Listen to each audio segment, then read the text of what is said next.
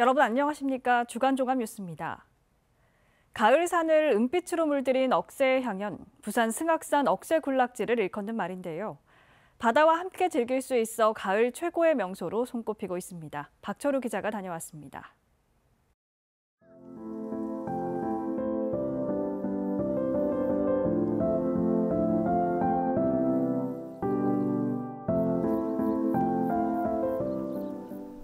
부산 승악산 억새 군락지입니다. 산 정상이 은빛으로 물들었습니다. 높은 하늘에 저 멀리 펼쳐진 다대포 앞바다를 바라보면 가슴이 절로 시원해집니다. 되게 이렇게 낙동강 하류가 눈에 보여가지고 가슴이 뻥 뚫리는 느낌이 항상 많이 들고요. 항상 여기 와서 힐링을 하고 가는 그런 느낌이 듭니다. 축구장 36개 크기의 승악산 억새 군락지. 외국인에게도 매력적인 장소입니다. I think October is the perfect time for hiking. The weather's perfect, the grass is beautiful. This is probably the best place to be in Busan right now. 바람에 일렁이는 억새를 따라 정상으로 향하는 사람들. 시원한 가을바람을 맞으며 이리저리 출렁이는 은빛 물결에 마음까지 한결 가볍습니다.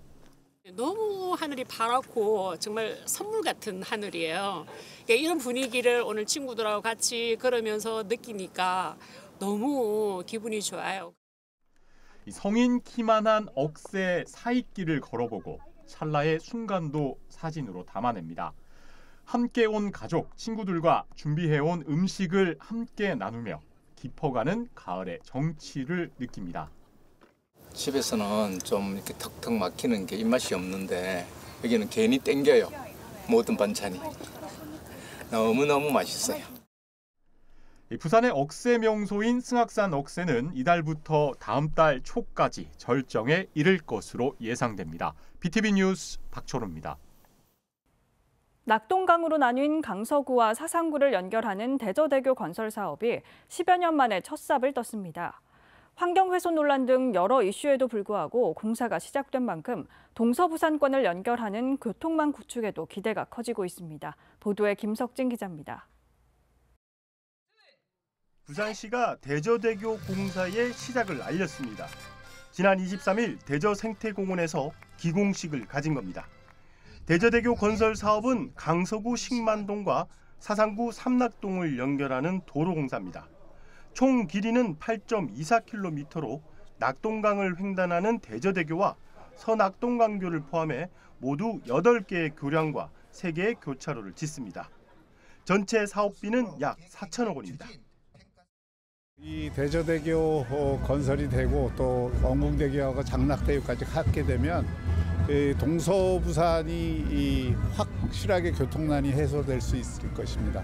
그리고 이것은 부산 경남이 경제 통합을 하는 데에도 큰 도움이 될 것이고 앞으로 가덕도 신공항과 더불어서 강서 지역이 우리 서부산 지역이 글로벌 허브 지역으로 가는 데에도 큰 도움을 줄 것입니다. 대저대교 건설 사업은 지난 2010년부터 추진돼 왔습니다. 낙동강을 축으로 동서로 나뉜 서부산권을 연결해 교통난을 해소하고 개발을 촉진한다는 목적입니다. 하지만 각종 환경 이슈로 사업은 지체됐습니다. 대저대교가 지나는 곳이 철새 도래지인 문화재 보호구역으로 환경영향평가와 국가유산청 심의 등에 막혔기 때문입니다. 이에 시는 교량 높이를 낮추고 철새 대체 서식지를 마련하는 등 부합 조건에 맞췄고 올해 1월과 10월 평가 심의를 통과했습니다. 부산시는 대저대교 건립공사에 첫 삽을 뜬 걸 계기로 올 연말까지 장락 엄궁대교의 착공을 시작해 당초 목표했던 오는 2029년 말 완공을 목표로 기대하고 있습니다. BTV 뉴스 김석진입니다. 부산 원도심 지역 4개 구의회가 여야를 막론하고 고도 제한 폐지에 한 목소리를 냈습니다. 이들은 부산시의 일방적인 행정결정이 아닌 각 구와 주민들의 의견을 반영한 실질적인 해결 방안을 마련할 것을 촉구했습니다. 박재한 기자입니다. 부산 중구와 서구, 동구, 영도구 등 원도심 지역 4개의 구의회는 지역 여건과 주민들의 목소리를 반영한 도시 관리 계획을 세울 것을 부산시에 촉구했습니다. 고도 제한 규정은 1972년부터 변함없이 유지되고 있다며 이는 현재 도시경제 상황에 전혀 맞지 않는다는 지적입니다. 박형준 시장은 2030년 부산 도시관리 계획에 있어 장기 도시계획 규제를 전면 개편하겠다고 했습니다.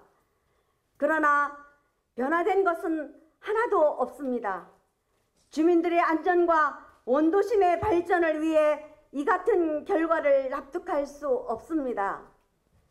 중구의회, 서구의회, 동구의회, 영도구의회는 오늘 기자회견을 통해 부산시에 강력히 요구합니다. 부산시는 더 이상 낡은 규제를 지역 발전과 주민 생활을 가로막는 일이 없도록 책임 있는 결단을 내리십시오. 2030년 부산 도시관리계획 재정비안에는 원도심 전체 25개 고도지구 대상지 중 16개는 그대로 두고 있어 주민 기대치에 미치지 못했습니다. 시는 원도심 해안권 조망과 경관 보존 등을 이유로 내세우고 있지만 북항 재개발 등 초고층 건물이 들어선 지금의 상황에서 설득력을 잃고 있습니다. 이번 논의에서 제외된 사유는 오로지 경관 보존으로 부산시에서는 그간 원도심 지역 주민들의 의견을 제대로 수렴하지도 않았고 논의조차 하지 않은 행태를 용납할 수가 없습니다. 우리 중구 거주 지역의 개발을 막고 있는, 더 나아가 원도심 발전을 저해하고 있는 그 규제를 철폐해달라는 오래된 절규의 목소리는 주민들의 가슴에 한으로 자리 잡고 있습니다. 시는 29일까지 주민 의견을 수렴하고 용역 결과 등을 바탕으로 도시관리계획 재정비안을 공개할 예정입니다. BTV 뉴스 박재환입니다. 부산 남구 대연 8구역 재개발 사업지에는 3,000세대 이상 대규모 단지가 들어설 계획인데요. 학생 배치를 둘러싸고 교육당국과 갈등으로 시끄럽습니다. 무리한 기부 체납액 요구에 조합원들 반발이 큽니다. 김윤정 기자의 보도입니다. 부산 남구 대연 8구역 재개발 정비 사업 조합원들이 남부교육지원청 앞으로 몰려왔습니다. 교육지원청의 직무유기를 외치며 피켓 시위에 나섰습니다. 사업 시행 인가를 받기 위한 사실상 마지막 관문인 교육환경평가 심의를 받도록 해달라는 겁니다. 시교육청의 교육환경평가 심의를 통과하려면 먼저 남부교육지원청이 정비사업에 따른 학생 배치 방안을 확정해야 하기 때문입니다. 하지만 남부교육지원청이 조합 측에 무리한 요구를 하고 있다는 겁니다. 조합 측은 재개발 사업 시 학교 용지법에 따라 학교 용지 부담금을 전체 분양가의 0.8%를 내도록 되어 있다는 주장이지만 남부교육지원청은 부담금 부과 대신 인근 석포초등학교를 신축해 학생을 전원 배치하거나 석포초등학교와 동천초등학교로 분산 배치를 위한 교사 증축을 요구하고 있습니다. 조합원들도 국민이고 국민의 한 사람으로서 교육세를 납부하고 있습니다. 그리고 재개발 현장에서는 학교 용지 분담금이라고 학교 부지가 모자랄 때를 대비해서 전체 조합에서 몇십억 아니면 몇백억대까지도 학교 용지 분담금을 납부합니다. 그 납부한 비용을 가지고 교육청에서 해야 할 학교의 학생들 분산 배치라든지 할 때 필요한 학교 교실이라든지 이 부분들을 교육청이나 교육청에서 행해야 되는 업무들을 이제 조합에 요구하는 게 가장 큰 문제입니다. 조합 측은 기부 체납액이 적절한지 가이드라인이 없다 보니 교육지원청에서 과도하게 기부 체납을 요구한다는 겁니다. 석포초등학교를 신설해라, 동천초등학교를 증축해라. 그 비용으로 따지면 500억 이상입니다. 500억 플러스 알파입니다. 이런 천문학적 금액을 모든 걸 조합에 다 떠안기고 이걸 해오지 않으면 당신들 학교 심의 개최 심의 자체를 받아주지 않겠다는 게. 교육당국은 부산시가 징수하는 학교 용지 부담금은 돌려받기 힘들다 보니 대부분 재개발 사업지마다 기부 체납 방식으로 진행해오고 있습니다. 부산시에서 저희한테 그 증축비에 대해서는 그 자기들이 학교 용지 부담금을 걷더라도 저희한테 그 전입을 시켜주지 않고 있습니다. 그런 부분도 있습니다. 저희가 그래서 그 중추 부분에 대해서는 학교용지 부담금 부분을 교육부에서는 그 별반을 주지만 부산시에서는 그 부분 중축에 대해서는 저희한테 전출하지 않고 있기 때문에 그 부분도 좀 저희가 시설부하는 데는 어려움이 있습니다. 학생 배치를 둘러싼 양측의 갈등이 커지면서 조합 측은 또다시 사업 지연이 반복되지 않을까 우려하고 있습니다. BTV 뉴스 김윤정입니다.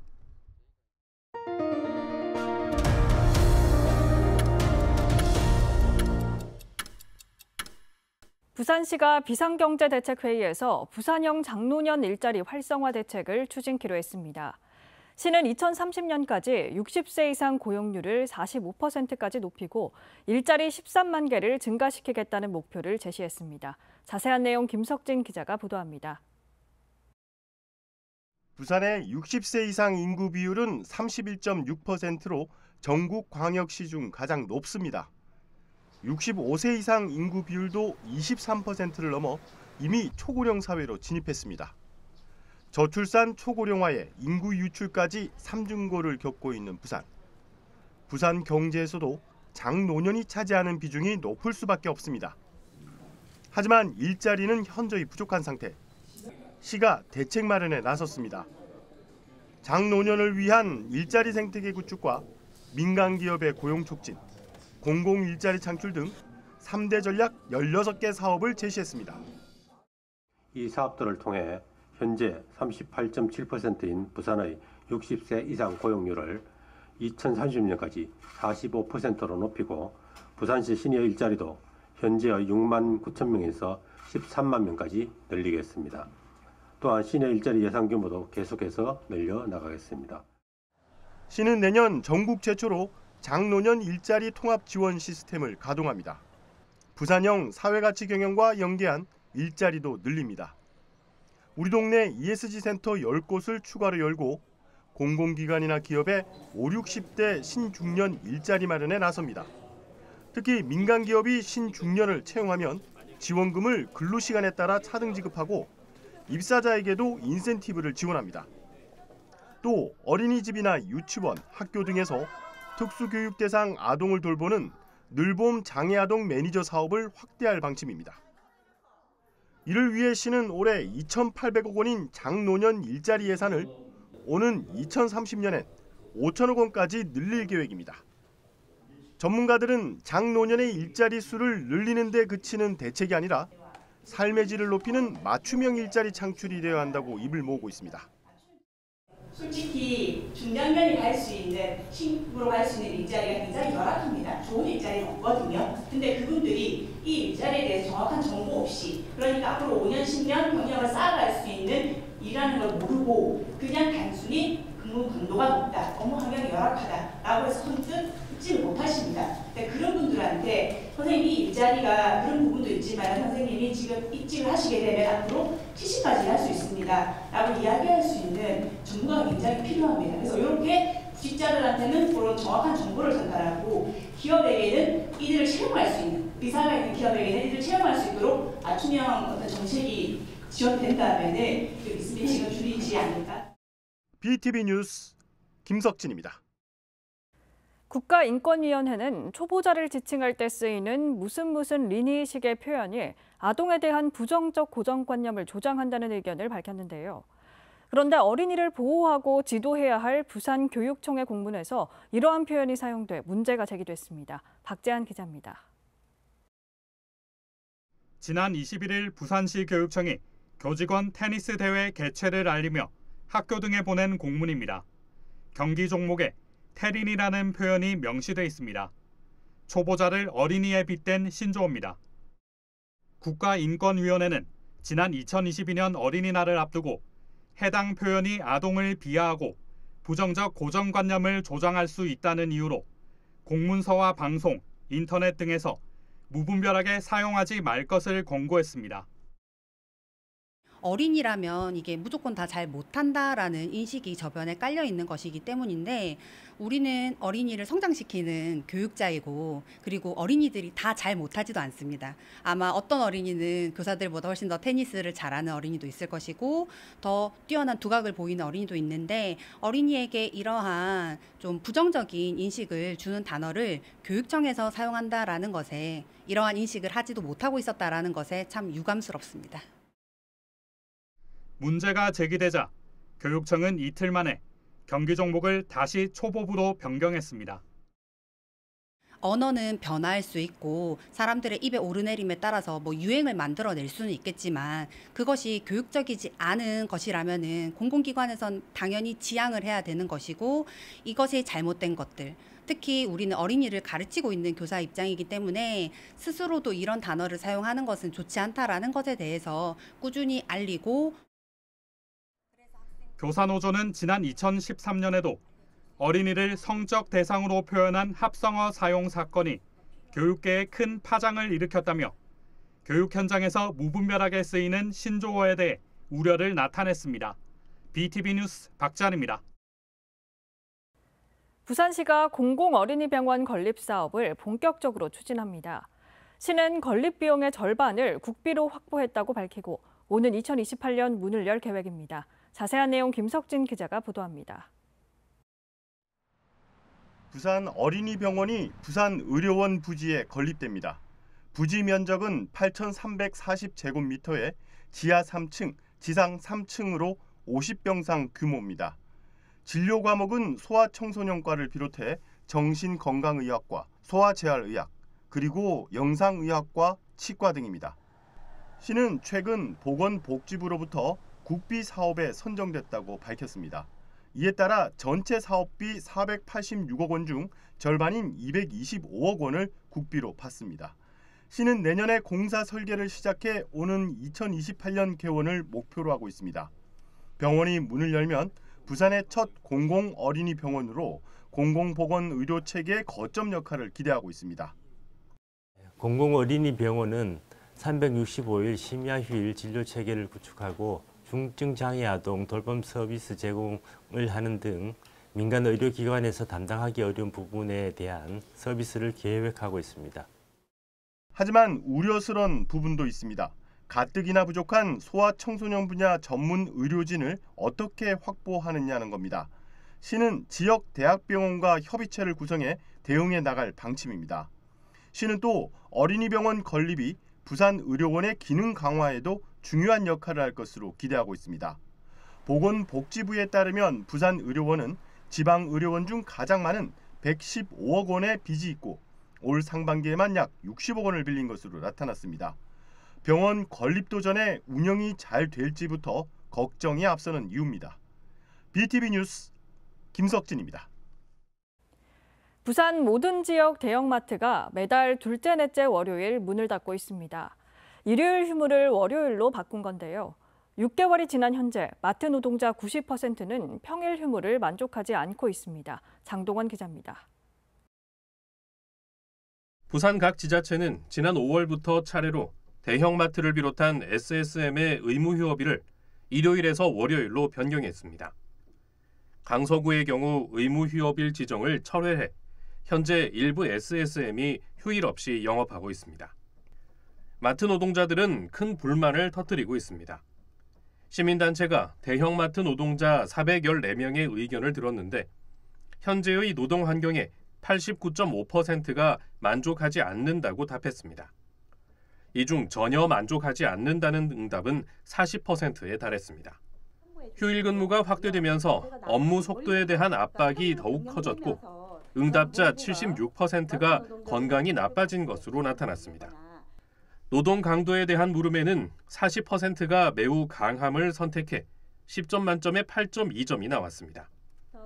노동자들이 휴무일 보장을 호소한 데 대해 한 지자체는 근로기준법에 따라 휴일은 보장된다고 답했습니다.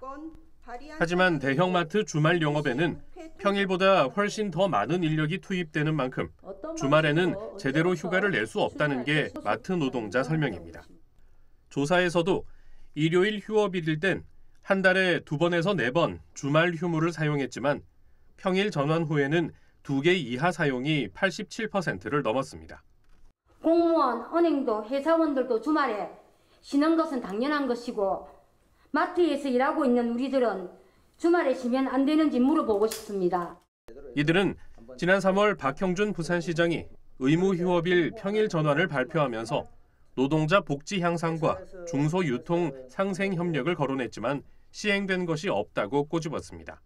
부산시장은 더러 대자본에게 힘을 몰아주고 또 일요일을 평일로 전환하면서 새벽 배송, 온라인 배송에 길을 열어주기 위한 방편으로 지금 가고 있는 이 부분은 지역 경제가 몰살되고 있다. 특히 소상공인들의 매출이 하락하고 폐업도 늘어나고 있다며 이들을 위한 제도 마련을 촉구했습니다. BTV 뉴스 장동건입니다. 전국 6대 광역시 중 부산에만 공립문학관이 없습니다. 부산문학계의 수건인 문학관 건립사업이 지난해 부지 선정을 끝내고 올해 본격적인 건립 계획을 수립했는데요. 문학계가 이 계획에 제동을 걸고 나섰습니다. 무슨 이유일까요? 김석진 기자가 보도합니다. 부산의 문학인들이 소망하던 부산문학관 건립이 본격화됐습니다. 부산문학관 건립 부지는 금정구 만남의 광장이 선정됐습니다. 시는 이곳에 250억 원을 투입해 4,000제곱미터 규모의 문학관 건립을 계획하고 있습니다. 부산문학관 부지를 선정한 지 약 1년, 부산문학계가 시청 앞에 모였습니다. 이들은 문학관 건립 예산이 반토막 났다며 정상화하라고 외쳤습니다. 이에 더해 부지 선정부터 다시 해야 한다는 목소리도 나왔습니다. 문학이라는 것이 어떤 경제적인 어떤 타당성이라든지 어떤 물질적이고 계량적인 수치로 이렇게 매길 수 있는 부분은 아니거든요. 근데 이제 그 빚이 타당성 이제 용역 조사를 해서 중앙투자심사 이제 행안부 중앙투자심사에 통과하기 어렵다는 이유를 계속 들더라고요. 부산연구원의 분석 결과 부산문학관 건립 사업의 비용 대비 편의값은 0.2로 나타났습니다. 이 값이 1 이하면 경제성이 낮다는 분석입니다. 이에 연구원은 연면적을 1,800여 제곱미터로 줄이고 사업비는 121억 원으로 삭감하는 안을 제시한 겁니다. 일단 부산문학관은 지금까지 추진해오던 그 모든 것을 백지화하고 새롭게 사실은 북항이라든지 또 전통적인 역사성이 있는 에덴공원이라든지 신은 에덴공원을 예산이 너무 많이 든다고 포기를 하라고 저희들에게 요구를 했는데 그런 긍정적인 어떤 장소들. 이 같은 반발에 대해 부산시는 건립 규모가 축소된 건 맞지만 예산 삭감 등은 사실과 다르다는 입장을 밝혔습니다. 시는 지난 16일 열린 부산문학관 건립 추진위 자문회의에서 계획안을 설명하고 동의를 얻었다고 반박했습니다. 예산은 이제 부지가 이제 원래 4,000이었는데 3,600이 되면서 예산도 기존 그대로 290억 건립 250억으로 해서 이게 가는 걸로 저희가 그날 회의에서 결정이 됐습니다. 시는 문학관 건물 활용도를 높이기 위해 금정문화회관 부지를 활용하기 위한 협의도 진행 중이라고 밝혔습니다. 이와 함께 건립추진위원회를 다시 열어 콘텐츠 소위원회를 구성하고 세부 건립 계획도 만들 예정입니다. 하지만 퐁피두 센터 분관 유치 등에서 나타난 시와 문화예술계, 나아가 시민사회단체와의 불통 논란과 겹치며 문학관 건립 사업도 순탄치 못할 것이란 우려의 목소리가 나오고 있습니다.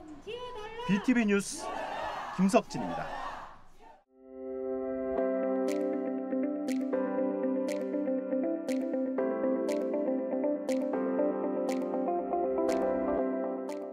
이상으로 주간 종합 뉴스를 마칩니다. 시청해주신 여러분 고맙습니다.